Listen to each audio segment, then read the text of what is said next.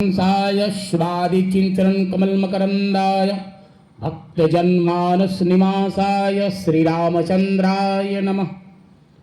ओम पूर्णमदः पूर्णमिदं पूर्णात् पूर्णमुदच्यते पूर्णस्य पूर्णमादाय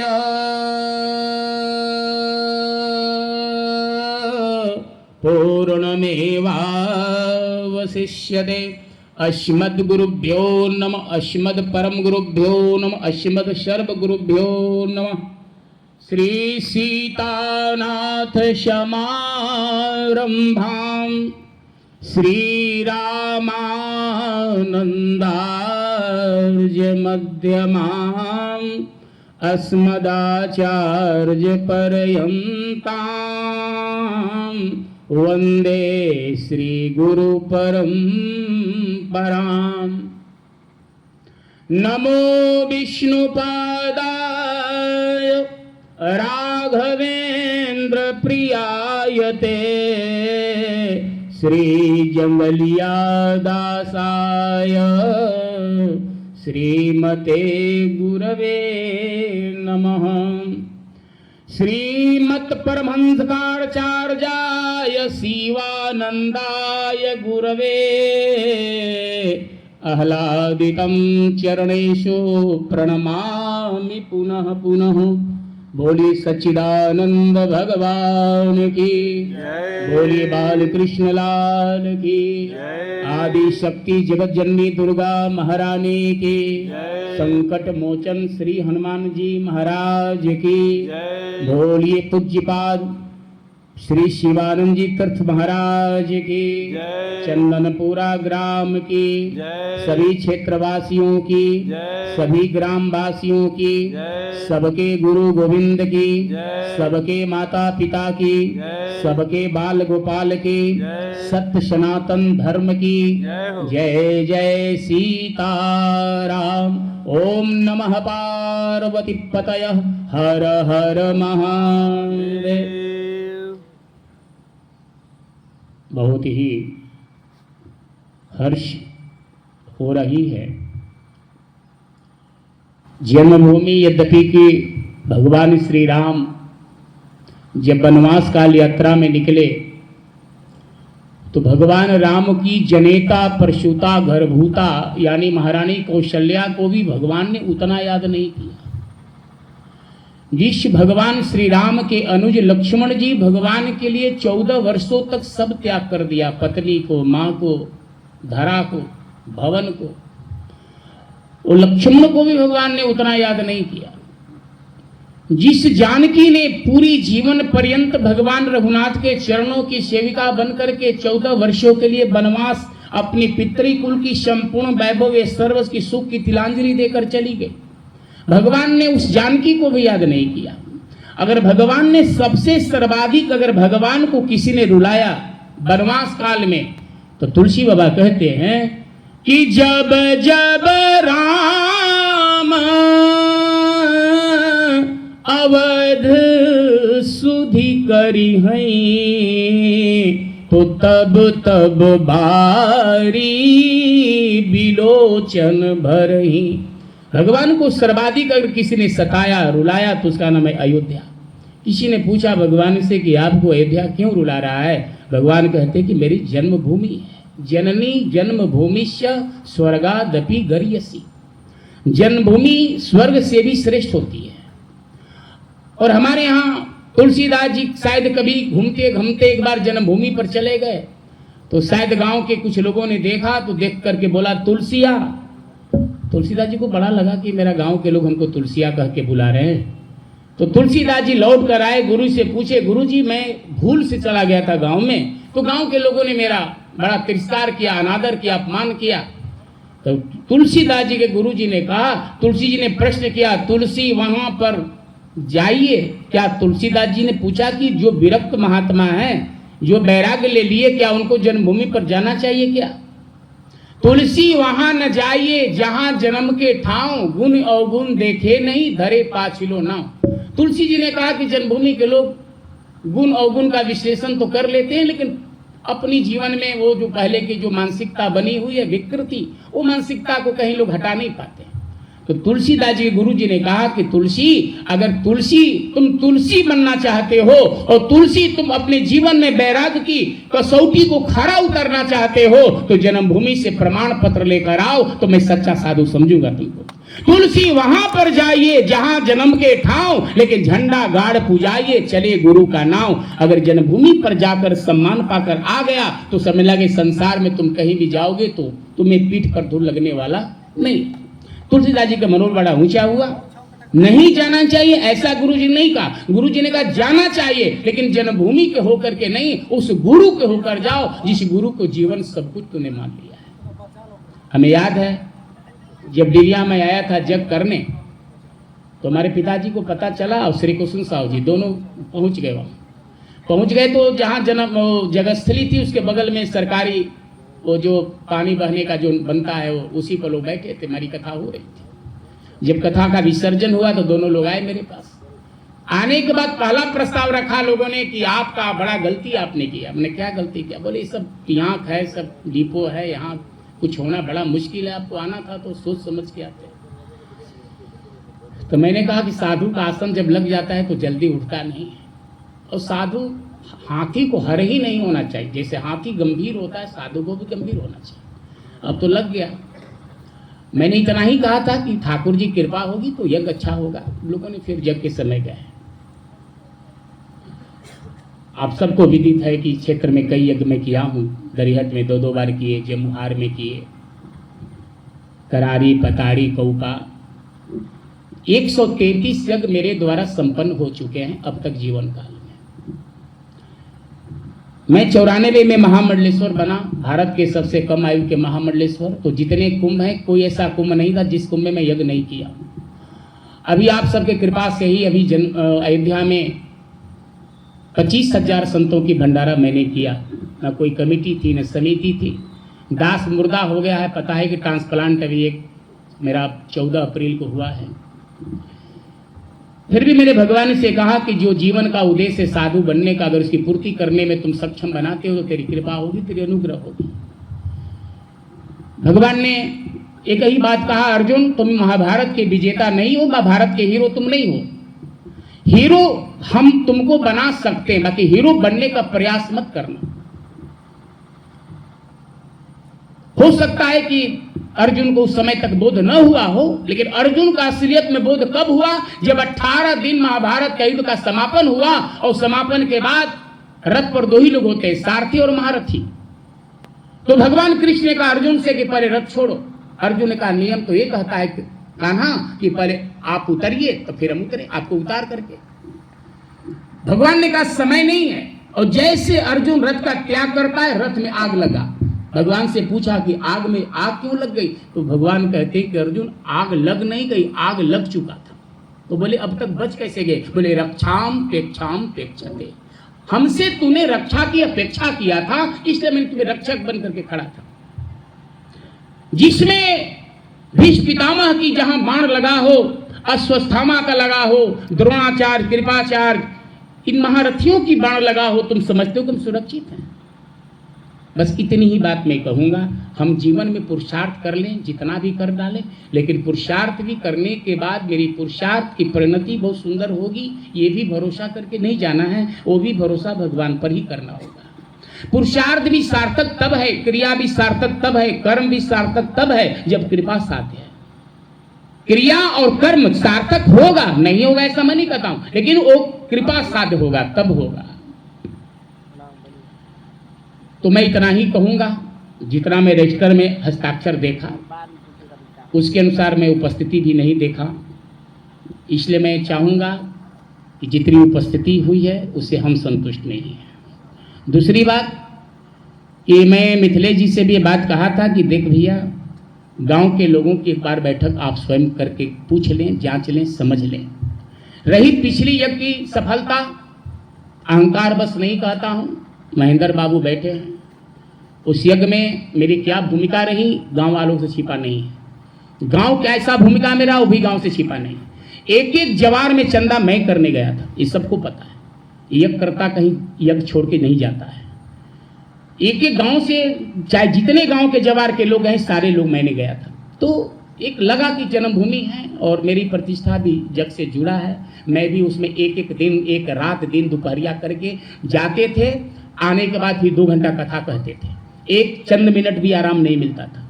तो इसलिए वो दिमाग में तो रखना ही नहीं होगा, शरीर मेरा उस लायक है नहीं। अब आप सब लोग कितने सक्षम हैं, महंगी है, कितना सक्षम हैं, उसकी एक आप मानसिकता तौर पर कितनी तैयारी में लगे हैं, कितनी आप गांव की चंदा ले पाएंगे, कितनी बाहर से चंदा ला पाएंगे, कितने इष्ट मित्रों से चंदा कर पाएंगे। एक अपना बैठ करके आयोजन से पहले एक रूपरेखा बनाइए। किसी भी कार्य को करने से पहले उसकी एक तैयारी की निश्चित रूप से एक खाका बनाना पड़ेगा। अभी सूर्य नारायण सामने खा रहे हैं, मेरे यज्ञ में भी 60 लाख रुपया खर्च किया हूं, जो यज्ञ मैं कराया हूं। बच्चे गए थे 9 बजे 10,000 आदमी का भंडारा में शुरू कर देता था। ठीक 9 बजे, आप 9 बजे दातुन करते होंगे घर में। सोचिए एक पुरुषार्थ मेरा, ये मुर्गा अवस्था में जितने लोग बैठे सब गए थे उस यज्ञ में, जितने आपको कुर्सी में बैठे हैं। अगर मैं झूठ बोलता हूं तो भगवान हमको नरक दे। सोचिए, भारत के प्रतिष्ठित संतों का आगमन हुआ उस मंचों पर, सिर्फ 2 शब्द बोले, 51 हजार की विदाई हुई। इसलिए नहीं, उनकी गरिमा पद की है, क्या बोले ये कोई विवेचन का विषय नहीं।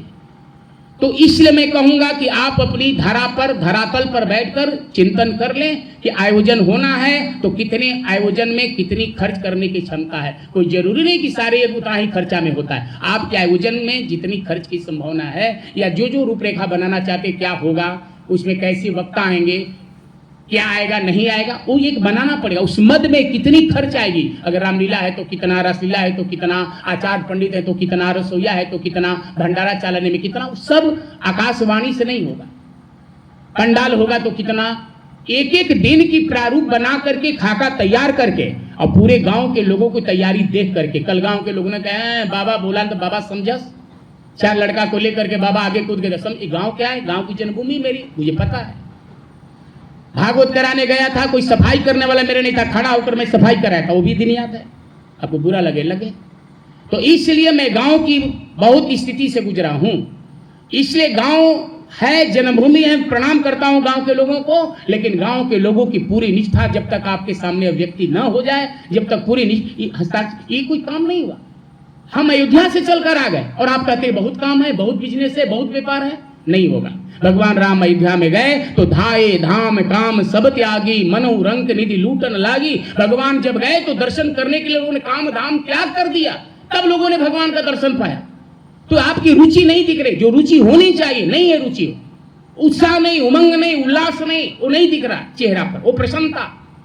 तो इसकी जरूरत है, इसलिए आप इसकी तैयारी कीजिए और तैयारी करके समीक्षा कीजिए। और समीक्षा करने के बाद जब आपकी तैयारी संपूर्ण रूप से संतुष्ट हो जाएंगे, तब इसके बारे में विचार किया जाएगा। डेट देकर क्या होगा, डेट हम बनाइए, डेट रखिए दे, उसके पहले तैयारी है ही नहीं, और पूरी दुनिया में लोग जान जाएं जिस यज्ञ को आपने देखा है उससे कहीं ज्यादा बढ़ चढ़कर यज्ञ होना चाहिए। अगर उससे माइनस में यज्ञ हो रहा है तो मेरे बस की नहीं।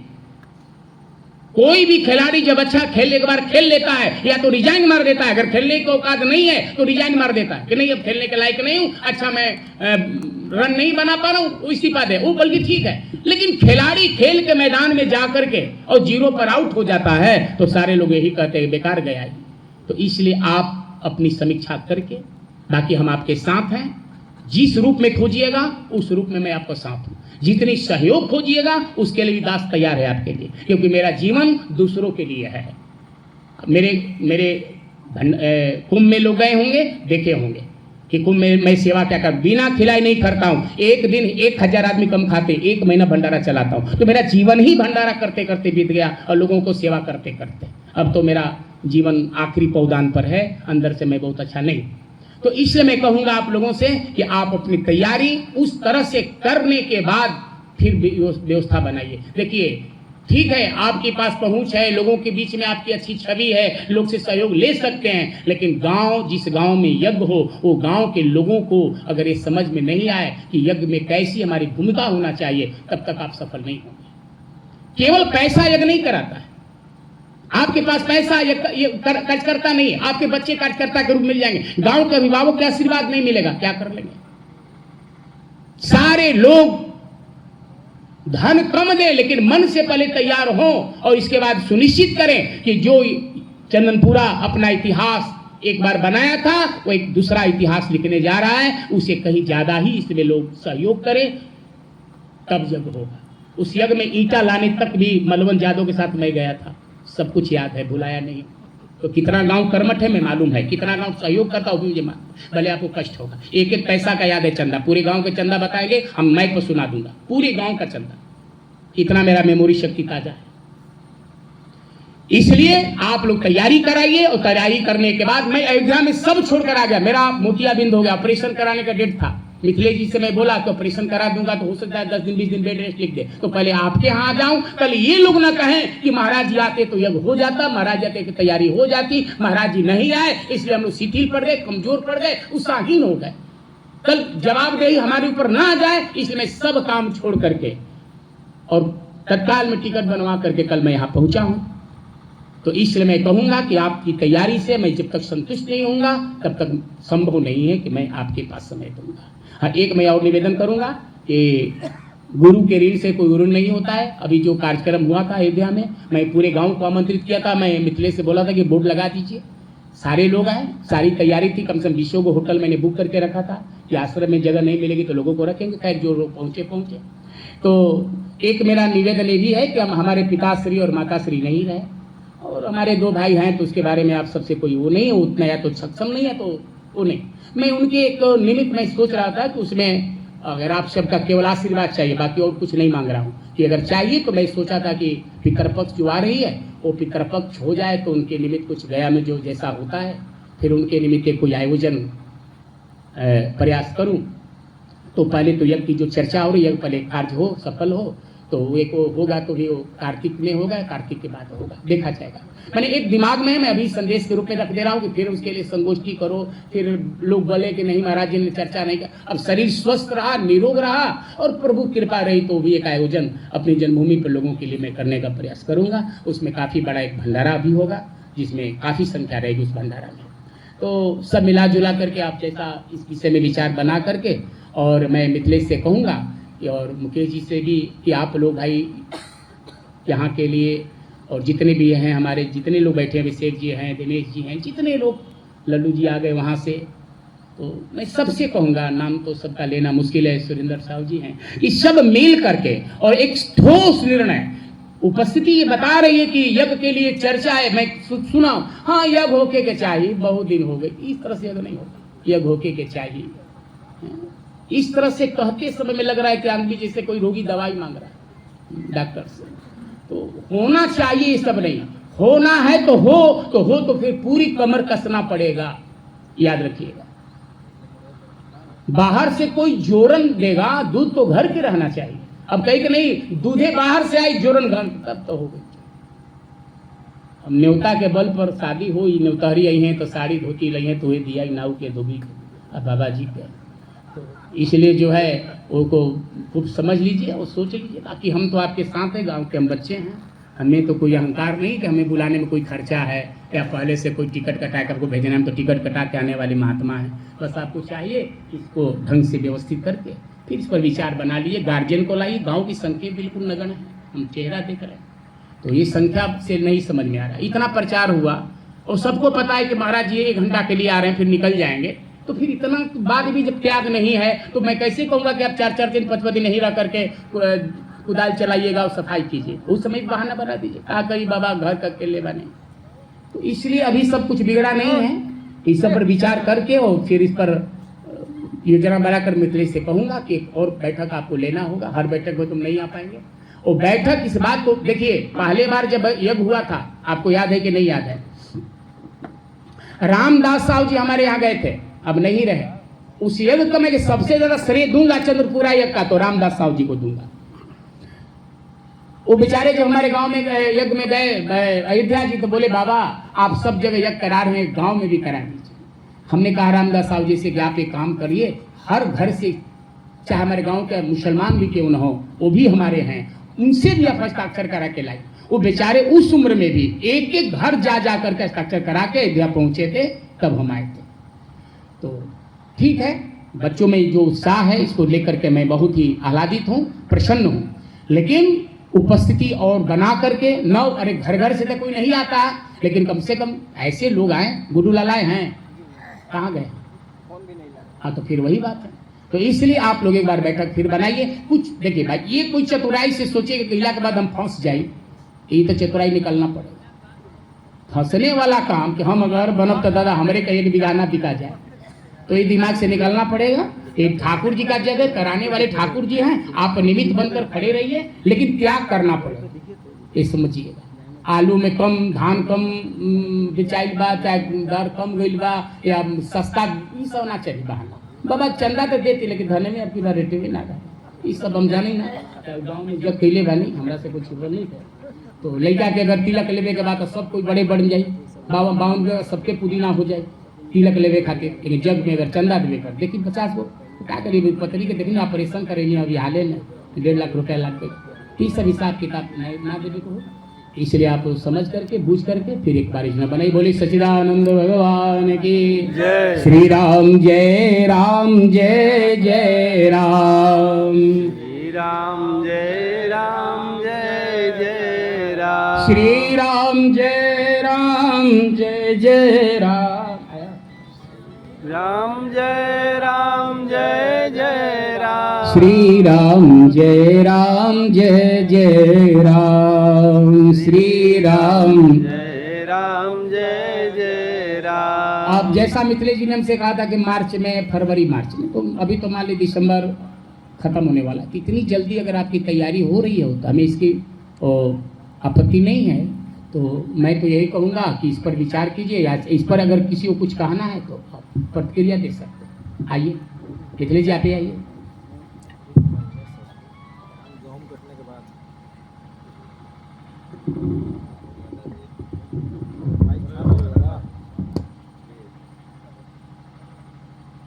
नहीं, मैं कुछ नहीं कर रहा हूँ, मैं, आप जनता से पूछिए, हमसे मत पूछिए। जनता क्या कर रही है, अभी तैयारी क्या होगी आप जानिए, मेरा विषय नहीं। जिन लोगों से मेरी बात हुई है, अगर वे हमारे साथ हैं तो यह यज्ञ जरूर सफल होगा। तो मैं चाहूँगा कि जो युवा वर्ग हैं, विकास जी हैं, अभिषेक जी हैं, राजम हैं, विश्वजीत जी हैं, अगर आप लोग मेरे साथ हैं, सभी लोग अपने मन से, तो हम चाहेंगे कि यहाँ पर आएँ और जग के लिए आप यहीं संकल्पित होकर के इस कार्य को सफल बनाएंगे। तो मैं आगे बढ़ूंगा, नहीं तो यहीं से विराम दे करके जय सीताराम कहकर अपनी वाणी को स्थगित करूंगा। सभी लोग आइए, जो लोग सहयोग अगर कहना चाहते हैं कि जग होना चाहिए, तो हम यहाँ चाहते हैं कि आए सभी लोग।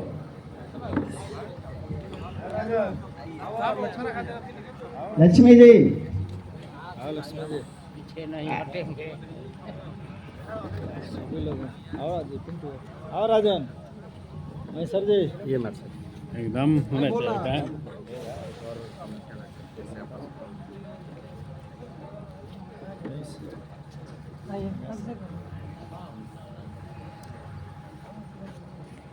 हमें लग रहा है कि यह जग महाराज जी की कृपा से जरूर सफल होगा।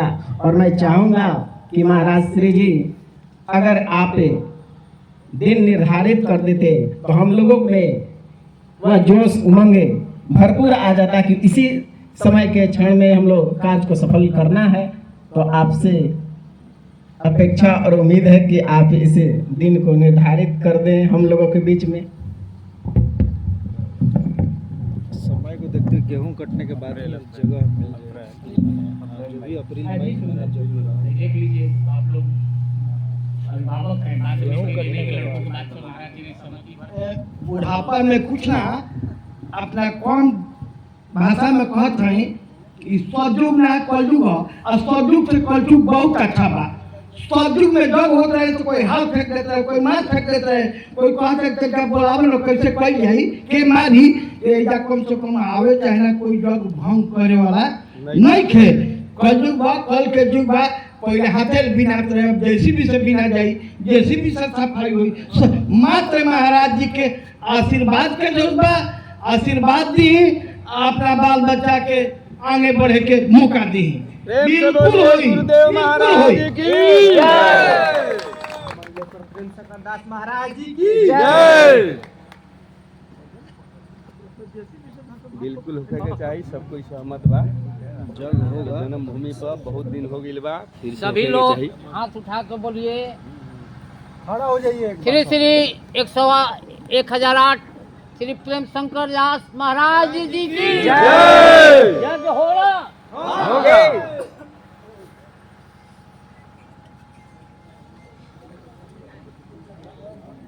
जग होना निश्चित है, तो सभी लोगों का जो है यही इच्छा है। आप कम से कम कोई जग के बाधा डाले वाला नहीं के ना। जी नहीं, कोई बाधा डालने वाला नहीं है, जग होना चाहिए। बस राहुल आशीर्वाद के जरूरत बा।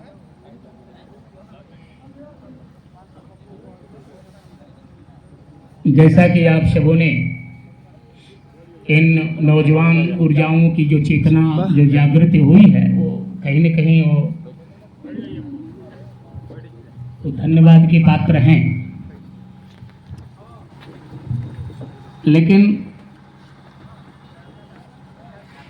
आम सहमति से भी मैं जानना चाहूँगा कि यज्ञ की जो अवधि जो सुनिश्चित कर रहे हैं लोग, उसमें आप सब जनता भी इसमें राय बना कर बताएं क्या यज्ञ कौन समय में यहाँ होना ठीक या उस समय अनुकूल हो, गृहस्थों के पास समय हो, गृहस्थी न हो, गृहस्थी में बजे न रहें, तो कौन समय आप सबके उपयुक्त हो, इस पर विचार करके आम सहमति से पहले बताएं आप लोग कौन समय में यहाँ का यज्ञ का करना समय सार्थक हो। गेहूं कटने के बाद में अप्रैल लास्ट।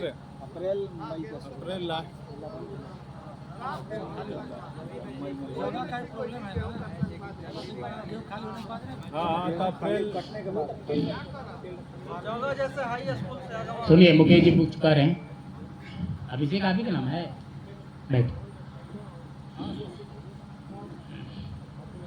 अगर जन्मभूमि पर आकर महाराज जी को कहना पड़े कि हम लोगों को बहुत ही, अब मैं किस वाणी से कहूँ, आप लोग ये सारा तैयारी पहले से करना चाहिए था, हम लोग एकदम दुरुस्त हैं। मुझे